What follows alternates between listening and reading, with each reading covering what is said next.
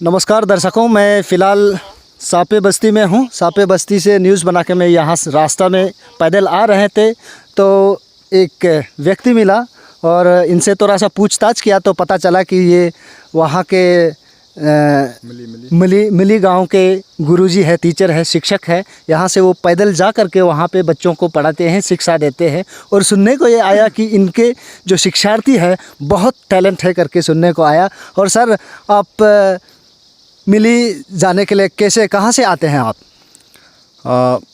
मिली जाने के लिए हम लोग कोलोरिंग से पहले सरली में पहुंचना पड़ता है। फिर सरली से हम लोग सुबह 6 बजे निकल के मिली में एक दिन जाते हैं, यानी कि वह 28 किलोमीटर है सरली से। तो वो पैदल ही जाना होता है? अब बाय फुट से ही जाना पड़ता है, जैसे कि चावल बुकना हो, किताब बुकना हो, जो भी इंस्ट्रूमेंट हम लोग टीचर के लिए निर्देश होते हैं उसको बाय फुट से हम लोग पैदल से ही मतलब पहुँचाते हैं। स्टूडेंट्स या फिर स्टूडेंट जाने नहीं सकने से उन लोग का पेरेंट्स लोग या फिर हम लोग खुद बुक के सब जितना मशीनरीनेस ये एग्ज़ाम का समय में होता है तो बहुत दिक्कत होता है उसमें। ना जेरोक्स पेपर जेरोक्स करने के लिए मुश्किल होता है, टाइपिंग करने की मुश्किल, तो हाथ से लिख के कार्बन कॉपी से लिख के हम लोग उधर पहुंचाते हैं। और हम लोग जब वही प्रॉब्लम जो वही है कि मतलब जब खाना खाने के लिए चावल जब पहुंचा तब बहुत प्रॉब्लम होती है। जैसे कोलोनिंग से हम लोग 700-800 में चावल को खरीदेगा, फिर ये सरली तक फिर से हम लोग 200 रुपया करके 100 रुपया करके भाड़ा देते हैं। फिर से यहाँ का मतलब जो कि मतलब लोकेलिटी है, पोर्टर बोलते हैं हम लोग, पोर्टर ना, जो सामान गुड्स को वन प्लेस टू अनदर वो पहुँचाते हैं। तो उसको पहुँचाने के लिए हम लोग चार्जेस देते हैं 1500। तो एक चावल बैग का दाम हम लोग लगभग पकड़ लो 2500 करके खरीद के हम लोग अपना बच्चा को पढ़ाने के लिए उधर बैठना पड़ते हैं। और हम लोग तो ऐसे मतलब अपना सैलरी को लालची हो के हम लोग बच्चा को नहीं पढ़ाते, जो कि हम लोग अपना टैलेंट और ये बच्चा का भविष्य को सोच के हम लोग वहाँ में पढ़ाते हैं हम लोग।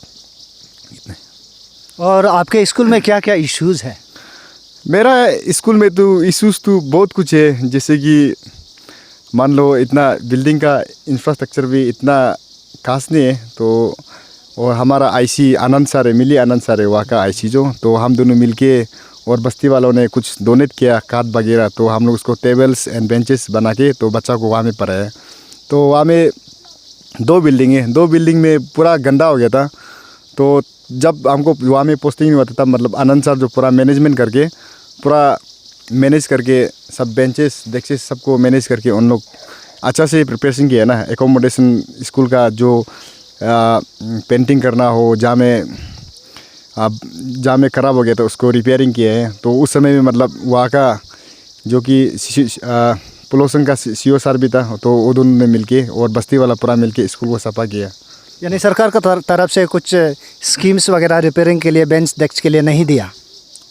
सरकार के लिए बेंचेस और डेस्क तो दिया होगा, उसके लिए तो आइडिया नहीं है अभी तक मुझे। अभी नया पोस्टिंग हुआ है ना, तो उसके लिए तो मुझे कुछ आइडिया नहीं है। तो अभी तो मैं फ़िलहाल सरली पे आने के लिए अभी पालो बस्ती में। तो ये 14 नवंबर को हमारा चिल्ड्रन डे है बच्चा के लिए, तो हम लोग ये 1-2 स्टूडेंट ने वो आगे चला गया, तो हम लोग मिलके सामान लेके वहाँ में चिल्ड्रन डे मनाने के लिए जो सामान नीडेड थे उसको लेने के लिए आया था हम लोग यहाँ में। आपका मंथली सैलरी मिलते हैं?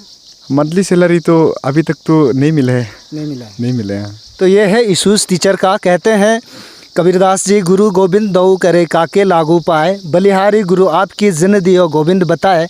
इस तरह से हमारा टीचर को हमें सम्मान करना चाहिए, उनको आदर करना चाहिए। ऐसे हम आप सबसे निवेदन करते हैं। अभी आपने इनकी अपनी ज़ुबान से सुना कि वो वहाँ से पैदल जाते हैं और सीमावर्ती गांव में जाकर हमारे बच्चों को शिक्षा देने में बिल्कुल सक्षम रहते हैं। इसी के साथ वॉइस नाउ के साथ आप जुड़े रहे। बहुत बहुत धन्यवाद।